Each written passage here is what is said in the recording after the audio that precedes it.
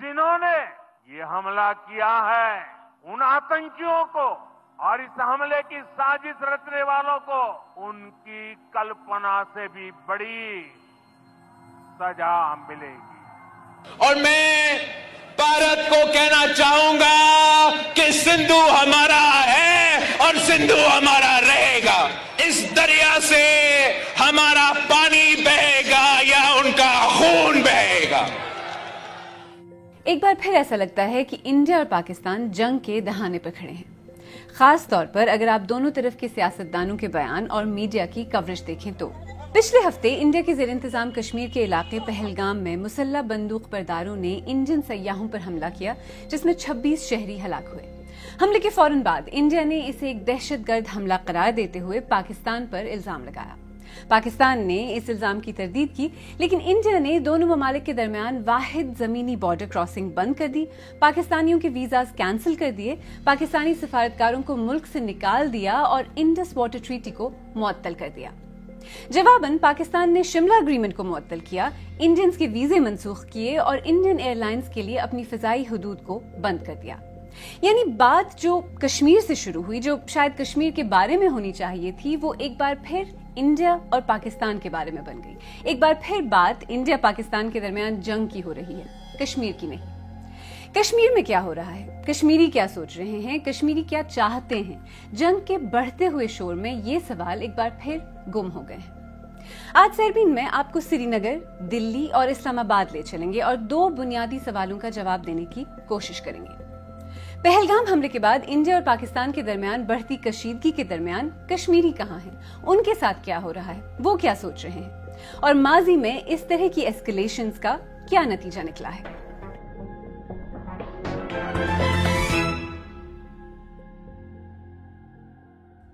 तो पहलगाम में आखिर हुआ क्या?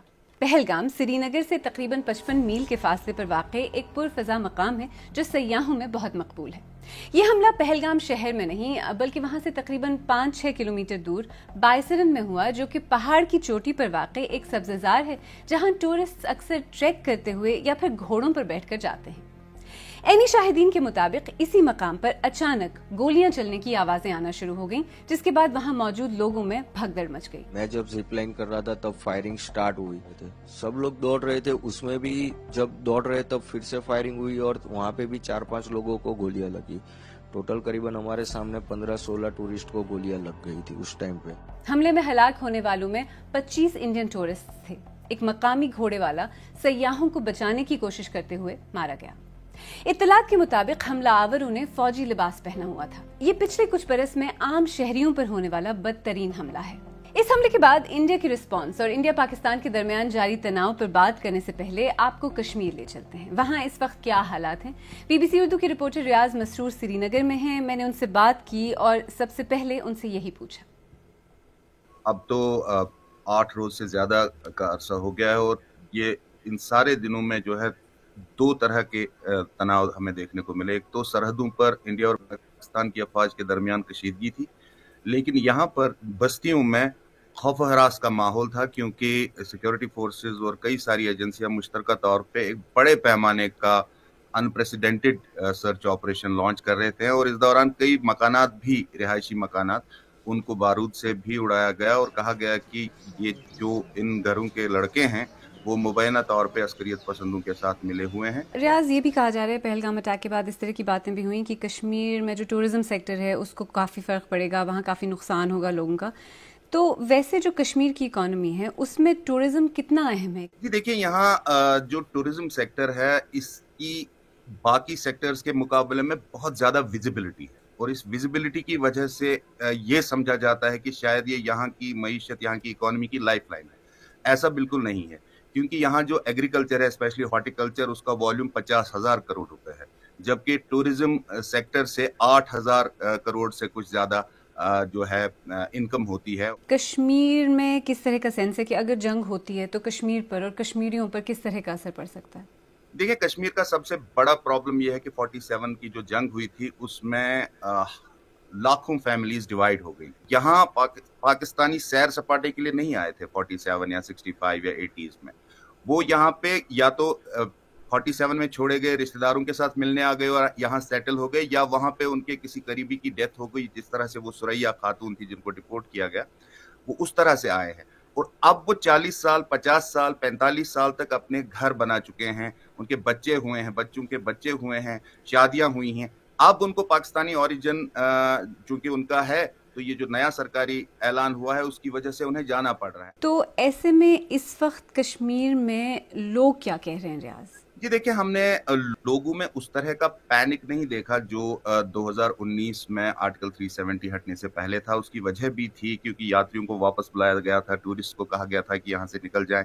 अभी तक इंतजामिया की सतह पे ये है कि कुछ ऑफ बीट टूरिस्ट डेस्टिनेशंस जिनकी तादाद 40 से ज्यादा है, उनको बंद किया गया है, वहाँ टूरिस्ट को जाने की इजाजत नहीं होगी।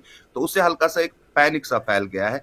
लेकिन लोग जो हैं, लोग तरह मिला जुला रिस्पॉन्स देते हैं। जंग इज नो ऑप्शन, जंग तो है तबाही, तो उससे कुछ हासिल होने वाला है नहीं। बिल्कुल नहीं, ये खतरा नहीं है। अगर जंग करेंगे, इन दोनों के 10-20 दिन निकलेंगे जंग करते हुए, क्योंकि जंग बहुत खतरनाक चीज़ है। एज स्टेक होल्डर्स हमें थोड़ा सा ये फील हो रहा है। आज ही देखिए नेशनल टीवी पे पूरा न्यूज़ चल रही है कि कश्मीर के सारे डेस्टिनेशंस को बंद किया गया है। तो ये एक डर का माहौल इसने क्रिएट किया कि इस टाइम ये जो माहौल है ऐसा नहीं होना चाहिए था, और जो भी कुछ हुआ है पहलगाम में, ये होना भी बिल्कुल भी नहीं होना चाहिए था, क्योंकि इस चीज़ से देखिए हर एक इंसान पे काफ़ी बुरा असर पड़ा है। इवन जो कश्मीरीज़ हैं अपने, उन पे भी काफ़ी लोगों के रोज़गार इसी पे ही थे, उस चीज़ पे बहुत असर पड़ा है। हम इस चीज़ की बहुत ज़्यादा बहुत ही ज़्यादा मजम्मत करते हैं और हम इस चीज़ के बहुत ज़्यादा खिलाफ हैं। ऐसा नहीं होना चाहिए। श्रीनगर में, कश्मीर में गिरफ्तारियां हो रही हैं, घरों पर छापे मारे जा रहे हैं, घर तबाह किए जा रहे हैं, लेकिन जैसा कि रियाज ने बताया, गैर यकीनी के इस माहौल में जंग की तैयारी का एहसास या पैनिक नजर नहीं आ रहा। पर दिल्ली में क्या हाल है? मैंने दिल्ली में हमारे नामनिगार शकील अख्तर से बात की। देखें, यहाँ पर जो सिक्योरिटी की हाई लेवल कमेटी है उसकी 2 मीटिंगें हो चुकी हैं। जो यहाँ पर मुसल्लह अफवाज के सरबराह हैं वो वज़ीर आज़म को अपनी जो दिफाई उनकी हिकमत अमली है और जो दिफाई तैयारियाँ हैं उसके बारे में उन्होंने बड़ी तफसील से उन्हें वाकिफ़ कराया है। और ये जो सिक्योरिटी की जो मीटिंगें हो रही हैं, इससे ये अंदाज़ा लगता है कि हुकूमत किसी फ़ौजी नौइयत के किसी कदम के बारे में कोई फ़ैसला करना चाहती है या कर चुकी है। इस तरह की भी ख़बरें मिल रही हैं, मीडिया से आ रही हैं कि इंडियन फ़िज़ाइया के जहाज़ जो है किसी शाहराह पर लैंडिंग और टेक ऑफ वगैरह की भी मशक़ करने वाले हैं। तो एक फ़ज़ा में एक जो बेचैनी है वो महसूस की जा सकती है। लेकिन एक बहुत नोटेबल बात ये है कि इब्तदाई 1-2 बयानात के बाद वज़ीर आज़म, defence minister, home minister, foreign minister जैसे बड़े रहनुमा पूरी तरह से खामोश हैं, उनकी तरफ से कोई बयान नहीं दिया जा रहा है। दूसरी जानिब अवाम में काफ़ी शदीद नाराज़गी है और यही एक मुल्क में कंसेंसस बनता जा रहा है या बन रहा है कि हुकूमत को पाकिस्तान के ख़िलाफ़ कोई कार्रवाई करनी चाहिए। जो अपोजिशन जमातें हैं वो क्या कह रही हैं? क्या कुछ ऐसी आवाज़ें हैं जो ठहराव की, पीस की, अमन की बातें भी कर रही हैं? देखें, मुल्क में जो इस वक्त फ़ज़ा बनी हुई है उसमें यही बात हो रही है कि पाकिस्तान के ख़िलाफ़ कोई कार्रवाई की जाए, और इसमें वो दानिश्वर, तज्ज़ियाकार या वो लीडर जो हमेशा तहम्मुल और ठहराव की बातें करते थे और टकराव से बचने की बातें करते थे, वो भी अब फैसला कुन और मौसर कार्रवाइयों की बातें कर रहे हैं। तो ये जो फ़ज़ा है, इसी फ़ज़ा में जो अपोजिशन है उसने भी हुकूमत की मुकम्मल हिमायत का ऐलान किया है और कहा है कि हुकूमत जो भी कदम उठाएगी वो उसका साथ देंगे। अगर इंडिया की तरफ से सख्त बयानात और लहजा नजर आ रहा है तो पाकिस्तान की तरफ से जवाब भी इसी लहजे में है। हुकूमत के बयानात तो हमने देखे हैं, अवाम में क्या तासुर है, लोग क्या कहते हैं, क्या पाकिस्तान जंग के लिए तैयार भी है? हमारी रिपोर्टर फरहत जावेद इस्लामाबाद में हैं और ये स्टोरी कवर कर रही हैं। पाकिस्तान की जानिब से जो अब तक रद्द अमल सामने आया है आलिया, वो सख्त है लेकिन कॉशियस है, मोहतात रहा है। जो वजारत ख़ारजा है, जो प्राइम मिनिस्टर हाउस है, जो मिलिट्री के स्पोक्स पर्सन है, उन सब ने एक बात तो वाज़े कर दी है कि अगर इंडिया की तरफ से किसी भी किस्म की जारहियत का लफ्ज़ वो इस्तेमाल कर रहे हैं, अगर वो हुई तो या पानी रोकने जैसा इकदाम भी किया गया तो उसको ऐलान जंग तस्वर किया जाएगा और उसका सख्त जवाब दिया जाएगा। अवामी सतह की अगर हम बात करें तो आई वुड से कि कुछ नर्वसनेस भी है और कुछ अनसर्टेनिटी की सिचुएशन भी है। जो इस वक्त कशीदगी इंडिया और पाकिस्तान के दरमियान है, اس کا پاکستان کے لیے کیا مطلب ہے؟ اب جیسے انڈس واٹر ٹریٹی ہے یا شملہ اگریمنٹ ہے، جو ان کی بائی لیٹرل اس طرح کی ٹریٹیز ہیں وہ ایک طرف کر دی گئی ہیں، رکھ دی گئی ہیں، تو اس سب کا پاکستان کے لیے کیا مطلب ہے؟ دیکھیں جتنی بھی ابھی یہ جو کانفلکٹ چل رہا ہے، یہ جو کشیدگی ہے، یہ بہت سے اہم جو دو طرفہ معاہدے ہیں اور اس کے علاوہ جو انڈس واٹر ٹریٹی ہے اس حوالے سے کافی سوالات اس نے پیدا کیے ہیں. انڈس واٹر ٹریٹی جو ایز یو نو کہ 1960 میں طے پایا تھا یہ معاہدہ، تو یہ معاہدہ جو ہے یہ ہر قسم کی جنگ اور دونوں ملکوں میں جب بھی کشیدگی ہوئی اس کے دوران قائم رہا. اب انڈیا کی جانب سے جب اس کی یونیلیٹرلی اس کو جو سسپینڈ کیا گیا ہے تو پہلی بار ایسا ہوا ہے، اور اگر اس پہ عمل ہوتا ہے تو پاکستان میں شاید فوری طور پر تو نہیں لیکن مستقبل قریب میں پاکستان میں شدید آبی بحران پیدا ہو سکتا ہے، کیونکہ دریائے سندھ کا، چناب کا اور جہلم کا پانی جو ہے اس پہ پاکستان کی زرعی معیشت جو ہے اس کا مکمل انحصار ہے. اب جو پاکستانی زیر انتظام کشمیر ہے وہ اس صورتحال میں کس طرح فٹ آتا ہے؟ وہاں کس طرح کا سینٹیمنٹ ہے؟ میرے خیال میں جو پاکستان کے زیر انتظام کشمیر ہے وہاں کے رہنے والے جو لوگ ہیں وہ ایک بہت بڑا سٹیک ہولڈر ہے اس سارے ایشو کے اندر، اور وہاں کے لوگوں کے لیے ایک بہت تکلیف دہ مرحلہ ہوتا ہے جب بھی کوئی ایسی سچویشن ہوتی ہے.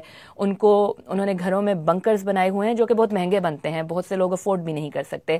ان کو اپنی تمام جو چیزیں ہیں وہ ان بنکرز میں شفٹ کرنا پڑتی ہے. یہ بہت چھوٹی جگہیں ہوتی ہیں جہاں جا کے ان کو رہنا پڑتا ہے. وہاں لوگوں کی کاروبار جو ہے وہ متاثر ہو رہا ہے، وہ کھل کے ٹریول نہیں کر سکتے، خاص طور پہ لائن آف کنٹرول کے پیرالل جو سڑکیں جاتی ہیں، نیلم ویلی ہے، لیپا ویلی ہے، وہاں پہ آپ گاڑیوں میں سفر نہیں کر سکتے. اور اس مرتبہ یہ سچویشن صرف لائن آف کنٹرول والے ایریاز میں نہیں ہے، اس مرتبہ جو ورکنگ باؤنڈری کے ارد گرد کے علاقے ہیں وہاں پہ بھی لوگوں کو الرٹ کر دیا گیا ہے. پہلگام میں ہونے والا حملہ، پھر اس کے بعد انڈیا کا رسپانس اور پاکستان کے ساتھ بڑھتی ہوئی کشیدگی کسی خلا میں پیش نہیں آئے. اس سب کا ایک کانٹیکسٹ ہے. انڈیا کے زیر انتظام کشمیر میں انڈیا کے خلاف ایک مسلح تحریک کا آغاز 90 کی دہائی میں ہوا، اور تب سے کشمیر شدت پسند حملوں اور انڈین فوج اور سیکیورٹی اہلکاروں کی کارروائیوں کا شکار ہے. اس کے ساتھ ہی کشمیر انڈیا اور پاکستان کے درمیان ایک طرح کا میدان جنگ بن گیا. 22 اپریل کو پہلگام میں سیاحوں پر حملے کے بعد جس طرح انڈیا اور پاکستان کے درمیان کشیدگی میں اضافہ ہوا ہے اور دونوں ملک ایک دوسرے کے آمنے سامنے کھڑے ہو گئے ہیں، ماضی میں بھی کئی مرتبہ ایسا ہو چکا ہے اور فل فلیجڈ جنگ ہوتے ہوتے بچی ہے. 18 ستمبر 2016 کو انڈیا کے زیر انتظام کشمیر کے اوڑی سیکٹر میں شدت پسندوں نے انڈین فوج کے ایک بیس پر حملہ کر کے 19 فوجیوں کو ہلاک کر دیا، جس کے 10 روز کے بعد انڈیا نے لائن آف کنٹرول کو کراس کر کے پاکستان کے زیر انتظام کشمیر میں ایک سرجیکل سٹرائک کرنے اور درجنوں پاکستانی فوجیوں کو ہلاک کرنے کا دعویٰ کیا. 2017 میں جموں کشمیر کے اننت ناگ ڈسٹرکٹ میں امرناتھ یاترا پر جانے والے ہندو یاتریوں پر حملے میں 8 یاتری ہلاک اور 1.5 درجن کے قریب زخمی ہو گئے تھے. حملے کے بعد انڈیا اور پاکستان کے درمیان کشیدگی میں زبردست اضافہ ہوا. اس کے تقریباً 2 سال بعد یعنی 14 فروری 2019 کو جموں سری نگر نیشنل ہائی وے پر پلوامہ کے مقام پر انڈین سیکیورٹی فورسز CRPF کے قافلے پر ایک خودکش حملے میں 40 فوجی اہلکار ہلاک اور کئی درجن زخمی ہو گئے تھے. اس واقعے کے بعد انڈیا نے پاکستان کے اندر ایئر اسٹرائک کی اور دعویٰ کیا کہ اس نے بالاکوٹ میں شدت پسندوں کے ٹھکانے کو تباہ کر دیا ہے. پاکستان نے انڈیا کے ایک طیارے کو مار گرایا اور اس کے پائلٹ ابھینندن کو گرفتار کر لیا. دونوں ممالک جنگ کے بالکل قریب پہنچ گئے تھے اور ایسا لگ رہا تھا کہ ایک بڑی جنگ ناگزیر ہو چکی ہے، لیکن جنگ ہوئی نہیں. یہاں یہ یاد رکھنا بھی ضروری ہے کہ بار بار کی یہ ٹینشن 2 ایسے پڑوسی ملکوں کے درمیان ہوتی ہے جن کے پاس ایٹمی ہتھیار ہیں. نیشنل سیکیورٹی آرکائیو نامی ادارے کی ایک تازہ رپورٹ میں کہا گیا ہے کہ 1980 اور 90 کی دہائی کی American D classified intelligence reports میں اس خدشے کا اظہار کیا گیا ہے کہ انڈیا اور پاکستان کے درمیان باقاعدہ جنگ کے امکانات کم ہونے کے باوجود امریکہ یہ سمجھتا تھا کہ دونوں ملکوں کے درمیان کنونشنل جنگ کے ایک ایٹمی جنگ میں بدل جانے کے قوی امکانات موجود ہیں. انفیکٹ ابھی چند روز پہلے یعنی 22 اپریل کو ہی 1989 کی اسٹیٹ ڈپارٹمنٹ انٹیلیجنس رپورٹ منظر عام پر آئی ہے، جس میں کہا گیا ہے کہ جنگ کے امکانات کم ہیں، لیکن کوئی ایک مس کیلکولیشن یا کوئی ایک غیر منطقی رد عمل کنونشنل جنگ کو ایٹمی جنگ بنا سکتا ہے. یعنی ایک طرف ان دونوں ممالک کے درمیان جنگ کا مطلب ایک ایٹمی کانفلکٹ ہو سکتا ہے، تو دوسری طرف یہ بات کہ کارگل کی جنگ کے بعد ایسے کئی موقع آئے ہیں جب ایسکلیشنز، لمیٹڈ سٹرائکس، کارروائیاں، جوابی کارروائیاں تو ہوئی ہیں، لیکن آل آؤٹ وار یعنی ایک بھرپور جنگ ہوتے ہوتے بچی ہے. تو اس بار کیا ہوتا ہوا نظر آ رہا ہے؟ امت بروہ BBC ہندی سروس کے سابق ایڈیٹر اور تجزیہ کار ہیں. جی، اس کا جواب تو مجھے لگتا ہے 2 ہی لوگ دے سکتے ہیں. ایک ہے جنرل عاصم منیر اور دوسرا ہے prime minister Narendra Modi. India کی جو کشمیر پالیسی ہے وہ اب تک کشمیریوں کے ساتھ ایک سسٹینیبل میننگ فل ڈائلاگ کی اس میں کمی نظر آئی ہے. اس وقت بھی اگر آپ دیکھیں جو فیصلے ہو رہے ہیں اس میں جو کشمیر کا چیف منسٹر ہے وہ تک انوالو نہیں ہے فار ایگزامپل. تو کشمیریوں کو کسی حد تک انگیج کرنا، کیا اس بارے میں بات ہو رہی ہے کہ انڈیا کو شاید اپنی کشمیر پالیسی کو تھوڑا چینج کرنے کی ضرورت ہے؟ جی یہ گورنمنٹ کی کشمیر پالیسی اور گورنمنٹ سے کافی علیحدہ ہے، الگ ہے. لیکن یہ میں ضرور کہوں گا کہ ایک الیکٹڈ گورنمنٹ کا رہنا یہ بہت بڑی بات ہے. تو مجھے لگتا ہے کہ لیفٹیننٹ گورنر کے ایڈمنسٹریشن سے یہ تو کئی اچھا ہے کہ عمر عبداللہ جیسے چیف منسٹر وہاں پر موجود ہیں، بھلے ہی ان کے پاس لا اینڈ آرڈر کے پاورز نہیں ہیں. انڈیا کی جو کشمیر میں پالیسی رہی ہے اسپیشلی 2019 کے بعد، کیا اس پر کوئی بات ہو رہی ہے؟ اس کے بارے میں کوئی نظر ثانی یا اس کو دوبارہ دیکھنے کی بات ہو رہی ہے؟ یہ تو بات پکی ہے کہ جو انہوں نے پرومسز کیے تھے کہ ٹیررزم کشمیر ویلی سے ختم ہو گیا، دہشت گردی ختم ہو گئی ہے، وہ پرومسز تو کافی ایمٹی پرومسز نکلی ہیں. اور یہ بات ضرور ہے کہ جس طرح سے یہ واقعہ ہوا ہے وہ کہیں نہ کہیں ڈویژنز پھیلانے کا کیا جا رہا تھا. لیکن جو پیپل ٹو پیپل جو ہم نے سینٹیمنٹس دیکھے ہیں اور کتنے ہی کشمیریوں نے آگے آ کر جو باقی ہندوستان سے لوگ گئے ہیں ان کو بچایا ہے، یہ بات تو پکی ہے کہ کشمیریوں میں اور باقی ہندوستان کے جو لوگ وہاں گئے ہیں ایک بانڈ اسٹیبلش ہوا ہے. ایسا کیا کیا جا سکتا ہے دونوں طرف سے کہ حالات تھوڑے بہتر ہوں؟ میرا یہ ماننا ہے کہ اگر ہندوستان اور پاکستان کے بیچ جھڑپ ہو جاتی ہے تو یہ ایسکیلیشن کے چانسز کافی رہتے ہیں اور اس پہ کسی ایک یہ ایونٹس کا ایک مومنٹم اپنا ہی بن جاتا ہے. تو اس کے اوپر لگام ضرور لگنی چاہیے. اور میں تو سمجھتا ہوں کہ ایک اچھا موقع ہے، جیسے حافظ محمد سعید ہوئے یا جیش محمد کے مسعود اظہر ہوئے یا ذکی الرحمان ہوئے لشکر طیبہ کو، ان کو پاکستان کو ایک گڈ ول میجر کی طرح ہینڈ اوور کر دینا چاہیے. مجھے معلوم ہے کہ نہیں ہوگا، لیکن اگر ٹینشنز کو کم کرنا ہے تو ذریعے موجود ہیں. کیا کوئی سگنیفیکنٹ انٹرنیشنل ڈپلومیٹک پریشر ایسا پڑ سکتا ہے دونوں ممالک پر کہ جس سے حالات بہتر ہو سکیں؟ میرا تو یہ ماننا ہے کہ یونائٹڈ عرب ایمریٹس اور سعودی عرب کا اس میں رول ہو سکتا ہے. انہوں نے پہلے بھی ایک رول ادا کیا ہے اور پبلکلی بھی کلیم کیا ہے. تو یہ ملک اگر اپنے پہل کریں، اور مجھے لگتا ہے کہ دونوں ہندوستان اور پاکستان کی لیڈرشپس پہ ان کا انفلوئنس کافی ہے، تو ہو سکتا ہے ان کا کچھ رول ہو سکتا ہے. اس وقت ایک بار پھر انڈیا اور پاکستان کے درمیان حالات خراب ہو گئے ہیں. لیکن اگر آپ کشمیریوں سے پوچھیں تو وہ کہتے ہیں کہ کشمیر کے اندر حالات کبھی نارمل تھے ہی نہیں. ماہرین کہتے ہیں کہ کشمیر کے بظاہر امن اور خاموشی کے پیچھے ایک گہری ناراضی ہے. انسانی حقوق کے کارکن، صحافی، سیاستدان جیلوں میں ہیں. لوگ بات کرنے سے ڈرتے ہیں. ریاستی سرویلنس عروج پر ہے.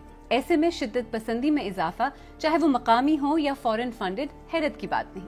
ایکسپرٹس یہ بھی کہتے ہیں کہ اس وقت ایسکیلیشن کشمیر کے لیے، اس پورے خطے کے لیے بہت خطرناک ثابت ہوگی، اور یہ کہ اس وقت بڑی حد تک بال انڈیا کی کورٹ میں ہے. اور انڈیا کو چاہیے کہ وہ کشمیریوں کے ساتھ مشاورت کا عمل شروع کریں تاکہ اس مسئلے کا صحیح معنوں میں سسٹینیبل حل نکالا جا سکے. ورنہ کہتے ہیں نا کہ دو ہاتھیوں کی لڑائی میں نقصان ہمیشہ گھاس کا ہوتا ہے.